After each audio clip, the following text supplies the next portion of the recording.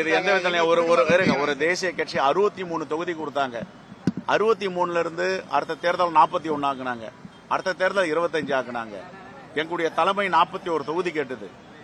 ஆனால் இதையே குறைத்து கொடுத்திருக்கிறார்கள். இந்த மண்ணை காப்பதற்காக, தமிழ்நாட்டு மக்களை காப்பதற்காக 3 தொகுதிகள் எக்ஸ்ட்ரா கொடுத்திருக்காங்க, வாங்கியிருக்கோம். ஆனா இது எதற்காக? இது ஒரு மனநிறைவோட வாங்கிட்டோம்னா மனநிறைவோட வாங்கியிருக்கோம். ஏன்னா அந்த தமிழ்நாட்டு மக்களை காப்பாற்ற வேண்டும். இதை போய் காங்கிரஸ் டிஸ்பியூட் பண்ணாங்களா? இது எந்த விதத்தில் நியாயம் கிடையாது. திமுக கூட்டணியில் இருக்கக்கூடிய கம்யூனிஸ்ட் கட்சி எங்களுக்கு கூடுதல் தொகுதி வேணும்னு கேட்கறது ஒரு பட்சம் இருந்தாலும் காங்கிரஸ் கட்சியை மையப்படுத்தி, அதாவது எங்களுடைய தோழமை கட்சிகள் என்னுடைய அன்போடு பணிவோடு கேட்டுக்கொள்கிறேன். உங்களுடைய உரிமையை கேளுங்கள். மாண்புமிகு முதலமைச்சருக்கு மனம் இருக்கிறது, இருந்தால் கொடுப்பார். காங்கிரஸ் பேர் இயக்கத்திற்கு ஏன் கொடுத்தீர்கள் என்றால் எங்களுடைய வேதனையை தோழமை கட்சிகள் புரிந்து கொள்ள வேண்டும். 110 தொகுதிகளை நின்றோம், பிறகு 63, பிறகு 41, பிறகு 25. இதையெல்லாம் அவர்கள் புரிந்து கொள்ள வேண்டும். யாரு?